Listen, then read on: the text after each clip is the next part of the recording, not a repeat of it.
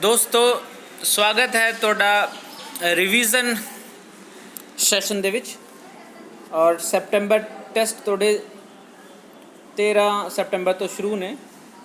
ਔਰ ਤੁਹਾਨੂੰ ਪਤਾ ਹੈ ਕਿ ਅਪ੍ਰੈਲ ਔਰ ਮਈ ਦੇ ਸਿਲੇਬਸ ਵਿੱਚੋਂ 25% ਕੁਐਸਚਨ ਤੁਹਾਡੇ ਜਿਹੜੇ ਹੋਣਗੇ ਉਹ ਪੁੱਛੇ ਜਾਣਗੇ ਅਪ੍ਰੈਲ ਮਈ ਦੇ ਸਿਲੇਬਸ ਵਿੱਚੋਂ 25%, ਅਤੇ 75% ਪੁੱਛੇ ਜਾਣਗੇ ਤੁਹਾਡੇ जुलाई अगस्त के सिलेबस विचों। और तुहानूं ये भी पता है, तुहाडे नाल डिस्कशन हो चुकी है, तुहाडे क्लास टीचर ने डिस्कशन की होनी है कि 40 क्वेश्चन पूछे जाएंगे। उस दे विच 20 क्वेश्चन जिहड़े होणगे वो नॉलेज बेस्ड होणगे, 10 होणगे अंडरस्टैंडिंग बेस्ड और 10 होणगे एप्लीकेशन बेस्ड क्वेश्चन। तो इस तरीके नाल जिहड़े क्वेश्चन होणगे कुछ 40 पूछे जाएंगे। और तुहानूं शेड्यूल भी तुहाडा दे दिता गया है कि तुहाडे पेपर कदों होणगे। 12वीं के पेपर होणगे 9 बजे तो 11 बजे तक, तो 11वीं के पेपर होणगे 12 तो 2 बजे तक।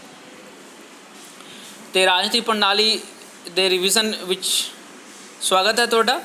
आपां राजनीति प्रणाली चैप्टर का रिविजन करते हैं। 1 मार्क्स वाले प्रश्न उत्तर तो शुरुआत करते हैं।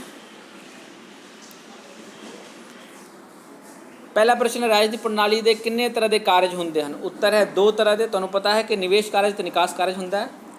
राजनीति प्रणाली का कोई एक निवेश कारज लिखो। उत्तर है हित समूहीकरण।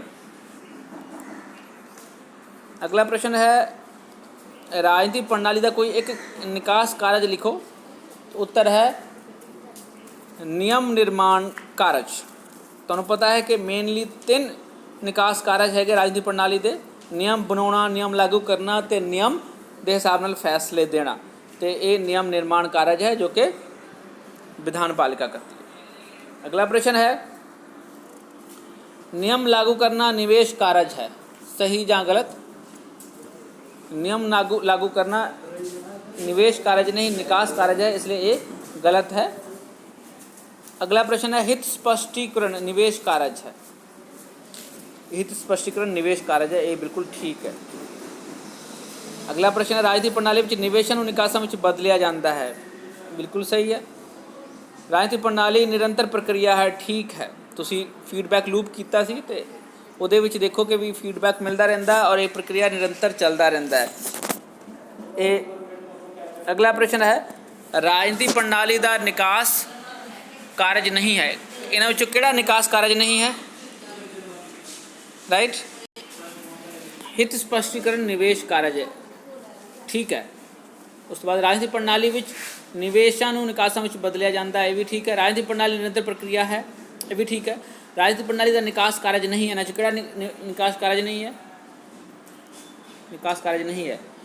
नियम निर्माण करना ये निकास कारज है, नियम लागू करना निकास कारज है, नियम निपटारा करना ये भी निकास कारज है। यानी कि हित समूहीकरण जिहड़ा है निकास कारज नहीं है। तो थोड़ा आंसर है हित समूहीकरण। अगे है, राजनीति प्रणाली की विशेषता सर्वव्यापकता है, ठीक है। ये यूनिवर्सैलिटी यदी विशेषता है। और नैक्सट क्वेश्चन है, राजनीति प्रणाली और राज विच कोई अंतर नहीं होंदा, गलत है। दोनों विच अंतर है, दोनों के खेत्र विच विषय वस्तु च अंतर है, ये आप डिटेल दे विच कर चुके हैं। 2 अंकों वाले प्रश्न, राजनीति शब्द का की अर्थ है। तो उत्तर है राजनीतिक शब्द का शब्दी अर्थ है सरकार नाल संबंधित या राजनीति नाल संबंधित होना है। और राजनीतिक शब्द मुख्य रूप विच शक्ति, प्रभाव, कंट्रोल, सत्ता, कानूनी, जबरी, शारीरिक जबरी शक्ति के वरतों जां उसकी वरतों की धमकी नाल संबंधित है। इस प्रकार राजनीतिक शब्द जिहड़ा है ये सत्ता, शक्ति सत्ता का प्रतीक है, जबरी शक्ति का प्रतीक है। अगला प्रश्न है, प्रणाली तो तुहाडा की भाव है। उत्तर, प्रणाली एक अजिही इकाई होंदी है जो कि कई भागों या अंगों तो मिलके बनती है। ये भाग एक दूजे ते निर्भर होंदे हन अते एक दूजे नूं प्रभावित करते हैं। प्रणाली की है, एक इकाई है जिस दे विच कई भाग हैं या अंग हैं, वो इन्हां भागों या अंगों तो मिलके बनते हैं तो एक दूसरे तो निर्भर होंदे हैं तो एक दूसरे नूं प्रभावित भी करते हैं। प्रणाली के किसी एक अंग विच होई परिवर्तन का समूची प्रणाली ते असर पैंदा है। ਅਤੇ ਇਸ ਪ੍ਰਕਾਰ ਪ੍ਰਣਾਲੀ ਜਿਹੜਾ ਹੈ ਇੱਕ ਇਕਾਈ ਹੈ ਜੋ ਕਿ ਕਈ ਭਾਗਾਂ ਤੋਂ ਮਿਲ ਕੇ ਆਪਸੀ ਨਿਰਭਰਤਾ ਨਾਲ ਸੰਬੰਧਿਤ ਹੈ। ਅਗਲਾ ਪ੍ਰਸ਼ਨ ਹੈ ਕਾਨੂੰਨੀ ਸਰੀਰਕ ਜ਼ਬਰੀ ਸ਼ਕਤੀ ਤੋਂ ਕੀ ਭਾਵ ਹੈ। ਉੱਤਰ ਹੈ ਕਾਨੂੰਨੀ ਸਰੀਰਕ ਜ਼ਬਰੀ ਸ਼ਕਤੀ ਕੇਵਲ ਰਾਜਨੀਤਿਕ ਪ੍ਰਣਾਲੀ ਕੋਲ ਹੁੰਦੀ ਹੈ ਔਰ ਇਹ ਉਹ ਜ਼ਰੂਰੀ ਸ਼ਕਤੀ ਹੈ ਜਿਸ ਦੁਆਰਾ ਰਾਜ ਜਿਹੜਾ ਹੈ ਜਾਂ ਸਰਕਾਰ ਜਿਹੜਾ ਕਿ ਉਹ ਲੋਕਾਂ ਉੱਤੇ ਲੋਕਾਂ ਨੂੰ ਇੱਕ ਦਾਇਰੇ ਵਿੱਚ ਰੱਖਣ ਲਈ ਪਾਬੰਦ ਕਰ ਸਕਦਾ ਹੈ। ਇਹ ਸ਼ਕਤੀ ਰਾਜਨੀਤਿਕ ਪ੍ਰਣਾਲੀ ਨੂੰ ਸਰਵੋੱਚਤਾ ਪ੍ਰਦਾਨ ਕਰਦੀ ਹੈ, ਇਸ ਨੂੰ ਪ੍ਰਭੂਸੱਤਾ ਸੰਪੰਨ ਬਣਾਉਂਦੀ ਹੈ। ਇਸ ਸ਼ਕਤੀ ਦੁਆਰਾ ਰਾਜਨੀਤਿਕ ਪ੍ਰਣਾਲੀ ਆਪਣੇ ਨਿਰਣਿਆਂ ਨੂੰ ਆਪਣੇ ਹੁਕਮਾਂ ਨੂੰ ਲਾਗੂ ਕਰਕੇ ਸਮਾਜ ਵਿੱਚ ਕਾਨੂੰਨ ਵਿਵਸਥਾ ਕਾਇਮ ਕਰਦਾ ਹੈ ਅਤੇ ਇਸੇ ਸ਼ਕਤੀ ਨੂੰ ਆਪਾਂ ਸਰੀਰਕ ਜਬਰੀ ਸ਼ਕਤੀ ਕਹਿੰਦੇ ਹਾਂ। ਹਿੱਤ ਸਮੂਹੀਕਰਨ ਕੀ ਹੁੰਦੀ ਹੈ। ਹਿੱਤ ਸਮੂਹੀਕਰਨ ਤੋਂ ਭਾਵ ਹੈ ਮੰਗਾਂ ਨੂੰ ਇਕੱਠਾ ਕਰਨਾ, ਹਿੱਤਾਂ ਨੂੰ ਇਕੱਠਾ ਕਰਨਾ ਅਤੇ ਉਹਨਾਂ ਵਿੱਚ ਤਾਲਮੇਲ ਕਾਇਮ ਕੀਤਾ ਜਾਣਾ। ਅਗਲਾ ਪ੍ਰਸ਼ਨ ਹੈ ਰਾਜਨੀਤਿਕ ਪ੍ਰਣਾਲੀ ਦੇ ਨਿਕਾਸ ਕਾਰਜਾਂ ਬਾਰੇ ਲਿਖੋ। ਅਤੇ ਨਿਕਾਸ ਕਾਰਜ ਨਿਵੇਸ਼ ਦੋ ਤਰ੍ਹਾਂ ਦੇ ਹੈ, ਮੰਗਾਂ ਦੇ ਰੂਪ ਵਿੱਚ, ਸਮਰਥਨ ਦੇ ਰੂਪ ਵਿੱਚ। ਉਹਨਾਂ ਨਿਵੇਸ਼ ਮੰਗਾਂ ਅਤੇ ਸਮਰਥਨਾਂ ਦੇ ਆਧਾਰ 'ਤੇ ਰਾਜਨੀਤਿਕ ਪ੍ਰਣਾਲੀ ਦੁਆਰਾ ਲਏ ਗਏ ਫੈਸਲੇ ਨੂੰ ਆਪਾਂ ਰਾਜਨੀਤੀ ਦਾ ਨਿਕਾਸ ਕਾਰਜ ਕਹਿੰਦੇ ਹਾਂ।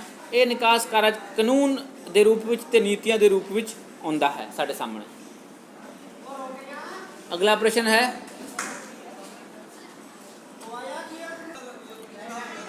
ਨਿਵੇਸ਼ ਸਮਰਥਨ ਤੋਂ ਤੁਹਾਡਾ ਕੀ ਭਾਵ ਹੈ। ਨਿਵੇਸ਼ ਸਮਰਥਨ ਤੋਂ ਭਾਵ ਹੈ ਲੋਕਾਂ ਦੁਆਰਾ ਰਾਜਨੀਤੀ ਪ੍ਰਣਾਲੀ ਨੂੰ ਵੱਖ-ਵੱਖ ਰੂਪਾਂ ਵਿੱਚ ਸਮਰਥਨ ਦੇਣਾ ਹੈ। ਇਹ ਸਮਰਥਨ ਸਰਵਿਸ ਦੇ ਰੂਪ ਵਿੱਚ ਹੋ ਸਕਦੀ ਹੈ ਅਤੇ ਟੈਕਸ ਕਰਾਂ ਦੇ ਰੂਪ ਵਿੱਚ ਹੋ ਸਕਦੀ ਹੈ।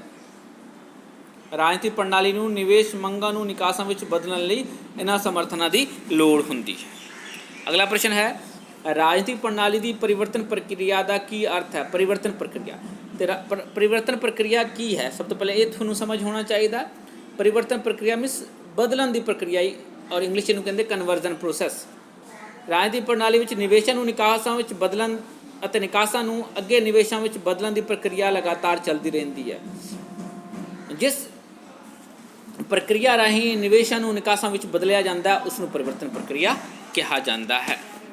ਆਲਮੰਡ ਅਗਲਾ ਪ੍ਰਸ਼ਨ ਹੈ ਆਲਮੰਡ ਅਤੇ ਪਾਵਲ ਅਨੁਸਾਰ ਰਾਜਨੀਤਿਕ ਪ੍ਰਣਾਲੀ ਦਾ ਕੋਈ ਇੱਕ ਸਧਾਰਨ ਕੰਮ ਲਿਖੋ। ਉੱਤਰ ਰਾਜਨੀਤਿਕ ਸਮਾਜੀਕਰਨ ਅਤੇ ਭਰਤੀ ਰਾਜਨੀਤਿਕ ਪ੍ਰਣਾਲੀ ਦਾ ਕੰਮ ਹੈ। ਇਸ ਰਾਹੀਂ ਰਾਜਨੀਤਿਕ ਸੱਭਿਆਚਾਰ ਕਾਇਮ ਰੱਖਣ ਜਾਂ ਤਬਦੀਲ ਕਰਨ ਦੇ ਵਿੱਚ ਸਹਾਇਤਾ ਪ੍ਰਾਪਤ ਹੁੰਦੀ ਹੈ। ਅਗਲਾ ਪ੍ਰਸ਼ਨ ਹੈ ਰਾਜਨੀਤਿਕ ਪ੍ਰਣਾਲੀ ਦੇ ਨਿਕਾਸ ਕਾਰਜ ਕਿਹੜੇ ਕਿਹੜੇ ਹਨ। ਅਤੇ ਰਾਜਨੀਤਿਕ ਪ੍ਰਣਾਲੀ ਦੇ ਨਿਕਾਸ ਕਾਰਜ ਹਨ ਕਾਨੂੰਨਾਂ ਦਾ ਨਿਰਮਾਣ ਕਰਨਾ ਅਤੇ ਕਾਨੂੰਨ ਅਨੁਸਾਰ ਨਿਆਂ ਕਰਨਾ, ਨੀਤੀ ਬਣਾਉਣਾ, ਇਹ ਸਾਰੇ ਨਿਕਾਸ ਕਾਰਜ।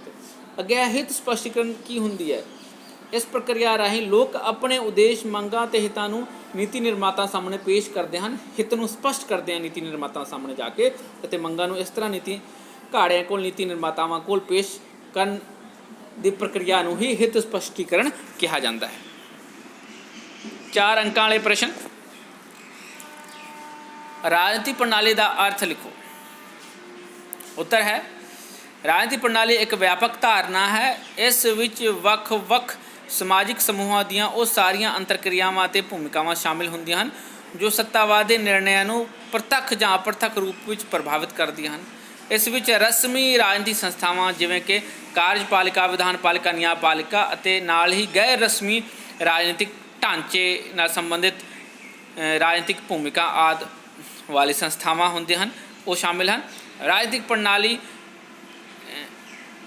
ਕੋਲ ਸਰੀਰਕ ਜ਼ਬਰੀ ਸ਼ਕਤੀ ਪ੍ਰਯੋਗ ਅਤੇ ਕਾਨੂੰਨੀ ਤੌਰ 'ਤੇ ਦੀ ਸਰੀਰਕ ਜ਼ਬਰੀ ਸ਼ਕਤੀ ਪ੍ਰਯੋਗ ਕਰਨ ਦੀ ਸ਼ਕਤੀ ਹੁੰਦੀ ਹੈ ਅਤੇ ਇਸ ਲਈ ਇਹ ਸ਼ਕਤੀ ਹੀ ਇਸ ਨੂੰ ਸ੍ਰੇਸ਼ਟ ਬਣਾਉਂਦੀ ਹੈ, ਪ੍ਰਭੂਸੱਤਾ ਸੰਪੰਨ ਬਣਾਉਂਦੀ ਹੈ। ਰਾਜਨੀਤਿਕ ਸੰਚਾਰ ਤੋਂ ਤੁਹਾਡਾ ਕੀ ਭਾਵ ਹੈ। ਆਲਮੰਡ ਨੇ ਰਾਜਨੀਤਿਕ ਸੰਚਾਰ ਦੀ ਤੁਲਨਾ ਮਨੁੱਖੀ ਸਰੀਰ ਵਿੱਚ ਵਗਦੇ ਖੂਨ ਸੰਚਾਰ ਤੋਂ ਕੀਤੀ ਹੈ। ਜਿਸ ਤਰ੍ਹਾਂ ਖੂਨ ਦਾ ਸੰਚਾਰ ਸਰੀਰ ਦੀ ਕਾਰਜਕੁਸ਼ਲਤਾ ਨੂੰ ਬਣਾਈ ਰੱਖਦਾ ਹੈ, ਇਸੇ ਤਰੀਕੇ ਨਾਲ ਰਾਜਨੀਤਿਕ ਸੰਚਾਰ ਜਿਹੜਾ ਹੈ ਔਰ ਸੰਚਾਰ ਦੇ ਸਾਧਨ ਜਿਹੜੇ ਹੈਗੇ ਰਾਜਨੀਤਿਕ ਪ੍ਰਣਾਲੀ ਦੀ ਕਾਰਜਕੁਸ਼ਲਤਾ ਨੂੰ ਕਾਇਮ ਰੱਖਦੇ ਹਨ। ਸੰਚਾਰ ਦੇ ਵੱਖ-ਵੱਖ ਸਾਧਨ ਜਿਵੇਂ ਕਿ ਪ੍ਰੈਸ, ਟੀਵੀ, ਐਂਟਰਟੇਨਮੈਂਟ, ਸਮਾਜ ਅਤੇ ਰਾਜਨੀਤਿਕ ਪ੍ਰਣਾਲੀ ਵਿੱਚ ਸੂਚਨਾਵਾਂ ਦੇ ਆਦਾਨ ਪ੍ਰਦਾਨ ਕਰਨ ਵਿੱਚ ਸਹਾਇਤਾ ਕਰਦੇ ਹਨ। ਅਤੇ ਸੰਚਾਰ ਦੇ ਇਹ ਸਾਧਨ ਜਿੰਨੇ ਯੋਗ ਹੋਣਗੇ, ਲੋਕਾਂ ਦੀਆਂ ਮੰਗਾਂ ਉਨੀਆਂ ਯੋਗ ਢੰਗ ਨਾਲ ਰਾਜਨੀਤਿਕ ਪ੍ਰਣਾਲੀ ਕੋਲ ਪਹੁੰਚਣਗੀਆਂ ਅਤੇ ਇਸ ਤਰ੍ਹਾਂ ਉਚਿਤ ਨਿਰਣੈ ਅਤੇ ਨੀਤੀਆਂ ਦਾ ਨਿਰਮਾਣ ਹੋ ਸਕੇਗਾ। ਅਤੇ ਰਾਜਨੀਤਿਕ ਸੰਚਾਰ ਉਹ ਪ੍ਰਕਿਰਿਆ ਹੈ ਜਿਸ ਦੁਆਰਾ ਵਿਚਾਰਾਂ ਦਾ ਆਦਾਨ ਪ੍ਰਦਾਨ ਰਾਜਨੀਤਿਕ ਪ੍ਰਣਾਲੀ ਤੋਂ ਲੋਕਾਂ ਦੇ ਵਿੱਚ, ਲੋਕਾਂ ਤੋਂ ਰਾਜਨੀਤਿਕ ਪ੍ਰਣਾਲੀ ਦੇ ਵਿੱਚ ਹੁੰਦੀ ਹੈ ਜਾਂ ਸਰਕਾਰ ਕੋਲ ਹੁੰਦੀ ਹੈ। ਅਗਲਾ ਪ੍ਰਸ਼ਨ ਹੈ ਫੀਡਬੈਕ ਲੂਪ ਵਿਵਸਥਾ ਦੀ ਵਿਆਖਿਆ ਕਰੋ। ਫੀਡਬੈਕ ਲੂਪ ਵਿਵਸਥਾ ਉਹ ਵਿਵਸਥਾ ਹੈ ਜਿਸ ਰਾਹੀਂ ਨਿਵੇਸ਼ਾਂ ਅਤੇ ਨਿਕਾਸਾਂ ਵਿੱਚ ਲਗਾਤਾਰ ਸੰਪਰਕ ਬਣਿਆ ਰਹਿੰਦਾ ਹੈ। ਇਸ ਦੁਆਰਾ ਲੋਕਾਂ ਦੀਆਂ ਨਿਵੇਸ਼ ਮੰਗਾਂ ਨੂੰ ਰਾਜਨੀਤਿਕ ਪ੍ਰਣਾਲੀ ਦੇ ਢਾਂਚੇ ਤੱਕ ਪਹੁੰਚਾਇਆ ਜਾਂਦਾ ਹੈ ਅਤੇ ਰਾਜਨੀਤਿਕ ਪ੍ਰਣਾਲੀ ਦੁਆਰਾ ਨਿਵੇਸ਼ਾਂ ਮੰਗਾਂ ਦੇ ਆਧਾਰ 'ਤੇ ਲਏ ਗਏ ਨਿਰਣੈ ਨੂੰ ਲੋਕਾਂ ਦੇ ਤੱਕ ਅਤੇ ਇਸ ਦੀ ਪ੍ਰਤੀਕਿਰਿਆ ਫਿਰ ਰਾਜਨੀਤਿਕ ਪ੍ਰਣਾਲੀ ਤੱਕ ਪਹੁੰਚਦੀ ਹੈ। ਇਸ ਤਰ੍ਹਾਂ ਇਸ ਵਿਵਸਥਾ ਦੁਆਰਾ ਨਿਵੇਸ਼ਾਂ ਅਤੇ ਨਿਕਾਸਾਂ ਵਿੱਚ ਪਰਿਵਰਤਨ ਪ੍ਰਕਿਰਿਆ ਨੂੰ ਬਣਾਏ ਰੱਖਣ ਦੇ ਵਿੱਚ ਇਹ ਕਾਮਯਾਬੀ ਮਿਲਦੀ ਹੈ। ਇਹ ਪ੍ਰਕਿਰਿਆ ਲਗਾਤਾਰ ਚੱਲਦੀ ਰਹਿੰਦੀ ਹੈ। ਇਸ ਨੂੰ ਆਪਾਂ ਇਸ ਚਿੱਤਰ ਰਾਹੀਂ ਵੀ ਦਰਸਾਵਾਂਗੇ ਤਾਂ ਜ਼ਿਆਦਾ ਵਧੀਆ ਹੋਏਗਾ। ਇਹ ਹੈ ਰਾਜਨੀਤਿਕ ਪ੍ਰਣਾਲੀ, ਪੋਲੀਟੀਕਲ ਸਿਸਟਮ, ਔਰ ਇਹ ਹੈ ਨਿਵੇਸ਼ ਕਾਰਜ, ਨਿਵੇਸ਼, ਅਤੇ ਇਹ ਹੈ ਨਿਕਾਸ। ਇਹ ਇੱਕ ਇਨਵਾਇਰਮੈਂਟ 'ਚ ਹੁੰਦਾ ਔਰ ਇਹ ਫੀਡਬੈਕ ਚੱਲਦਾ ਰਹਿੰਦਾ ਇਹ ਪ੍ਰਕਿਰਿਆ, ਕਿਉਂਕਿ ਕਿਸੇ ਵੀ ਰਾਜਨੀਤਿਕ ਪ੍ਰਣਾਲੀ ਕੋ ਇੰਨੀ ਰਿਸੋਰਸਿਸ ਨਹੀਂ ਹੁੰਦੇ ਹਨ ਕਿ ਉਹ ਸਾਰੇ ਮੰਗ ਇੱਕ ਵਾਰੀ 'ਚ ਮੰਨ ਲੈਣ ਔਰ ਸਮੇਂ ਦੇ ਨਾਲ ਨਵੇਂ ਮੰਗ ਵੀ ਆਉਂਦੇ ਅਤੇ ਪੁਰਾਣੇ ਮੰਗ ਅਤੇ ਨਵੇਂ ਮੰਗ ਨਾਲ ਦੁਬਾਰਾ ਤੋਂ ਇਹ ਫੀਡਬੈਕ ਜਾਂਦਾ ਰਹਿੰਦਾ ਨਿਵੇਸ਼ ਦੇ ਰੂਪ ਵਿੱਚ, ਅਤੇ ਇਹ ਪੋਲੀਟੀਕਲ ਸਿਸਟਮ ਕਨਵਰਜ਼ਨ ਪ੍ਰੋਸੈਸ ਕਰਦੀ ਨਿਕਾਸ ਦੇ ਵੀ ਰੂਪ ਵਿੱਚ, ਔਰ ਫਿਰ ਜੋ ਚੀਜ਼ ਬਾਕੀ ਰਹਿ ਜਾਂਦਾ ਫਿਰ ਉਹ ਨਿਵੇਸ਼ ਫੀਡਬੈਕ ਦੇ ਰਾਹੀਂ ਨਿਵੇਸ਼ ਦਾ ਰੂਪ ਧਾਰਨ ਕਰ ਲੈਂਦੇ ਹਨ। ਅਤੇ ਇਹ ਉਹ ਪ੍ਰਕਿਰਿਆ ਹੈ ਜਿਸ ਰਾਹੀਂ ਨਿਵੇਸ਼ ਅਤੇ ਨਿਕਾਸ ਵਿੱਚ ਲਗਾਤਾਰਤਾ ਬਣੀ ਰਹਿੰਦੀ ਹੈ।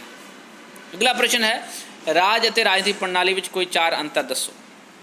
ਉੱਤਰ ਹੈ ਰਾਜ ਦੇ 4 ਨਿਰਮਾਣਕ ਤੱਤ ਹਨ: ਭੂਮੀ, ਸਰਕਾਰ, ਪ੍ਰਭੂਸੱਤਾ ਅਤੇ ਵਸੋਂ ਆਬਾਦੀ, ਜਦਕਿ ਰਾਜਨੀਤਿਕ ਪ੍ਰਣਾਲੀ ਅਨੇਕਾਂ ਤੱਤਾਂ ਨਾਲ ਬਣੇ ਹਨ ਜਿਵੇਂ ਕਿ ਰਾਜਨੀਤਿਕ ਵਿਵਹਾਰ, ਭੂਮਿਕਾਵਾਂ, ਰਾਜਨੀਤਿਕ ਢਾਂਚੇ, ਰਾਜਨੀਤਿਕ ਪ੍ਰਕਿਰਿਆਵਾਂ ਆਦਿ। ਅਗਲਾ ਪ੍ਰਸ਼ਨ ਹੈ ਰਾਜ ਦੇ ਕੰਮ ਇੱਛਕ ਅਤੇ ਲਾਜ਼ਮੀ 2 ਰੂਪਾਂ ਦੇ ਹੁੰਦੇ ਹਨ ਜਦਕਿ ਰਾਜਨੀਤਿਕ ਪ੍ਰਣਾਲੀ ਦੇ ਕੰਮ ਨਿਵੇਸ਼ਾਂ ਨੂੰ ਨਿਕਾਸਾਂ ਵਿੱਚ ਬਦਲਣਾ ਹੈ। ਅਗਲਾ ਪੁਆਇੰਟ ਇਹਦਾ ਕਿ ਰਾਜ ਦੀਆਂ ਸੀਮਾਵਾਂ ਖੇਤਰੀ ਜਾਂ ਭੂਗੋਲਿਕ ਹੁੰਦੀਆਂ ਹਨ ਜਦਕਿ ਵਿਅਕਤੀਆਂ ਦੀਆਂ ਭੂਮਿਕਾਵਾਂ ਅਨੁਸਾਰ ਨਿਸ਼ਚਿਤ ਹੁੰਦੀਆਂ, ਜੋ ਕਿ ਵਿਅਕਤੀਆਂ ਦੀ ਭੂਮਿਕਾਵਾਂ ਅਨੁਸਾਰ ਨਿਸ਼ਚਿਤ ਹੁੰਦੀਆਂ ਹਨ, ਜਦਕਿ ਰਾਜਨੀਤਿਕ ਪ੍ਰਣਾਲੀ ਦੀ ਜਿਹੜੀ ਭੂਮਿਕਾ ਹੈ ਉਹ ਪਰਿਵਰਤਨਸ਼ੀਲ ਹਨ। ਰਾਈਟ। ਅਤੇ ਇਸ ਪ੍ਰਕਾਰ ਅਸੀਂ ਦੇਖਦੇ ਹਾਂ ਕਿ ਰਾਜ ਅਤੇ ਰਾਜਨੀਤਿਕ ਪ੍ਰਣਾਲੀ ਦੇ ਵਿੱਚ ਕੀ ਅੰਤਰ ਹੈ। ਇਹ 4 ਅੰਤਰ, 3 ਅੰਤਰ ਤੁਹਾਨੂੰ ਇੱਥੇ ਦੱਸੇ। ਤੁਸੀਂ ਹੋਰ ਅੰਤਰ ਆਪਣੇ ਵੱਲੋਂ ਕਿਤਾਬ 'ਚੋਂ ਦੇਖ ਕੇ ਬਣਾ ਸਕਦੇ ਹੋ ਜਾਂ ਫਿਰ ਜਿਹੜਾ ਮੈਂ ਲੈਕਚਰ ਦਿੱਤਾ ਉਸ ਦੇ ਵਿੱਚੋਂ ਲੈ ਸਕਦੇ ਹੋ। ਅਤੇ ਠੀਕ ਹੈ, ਮਿਲਦੇ ਹਾਂ ਫਿਰ ਅਗਲੇ ਚੈਪਟਰ ਦੇ ਰਿਵੀਜ਼ਨ ਦੇ ਵਿੱਚ। Till then take care, bye bye.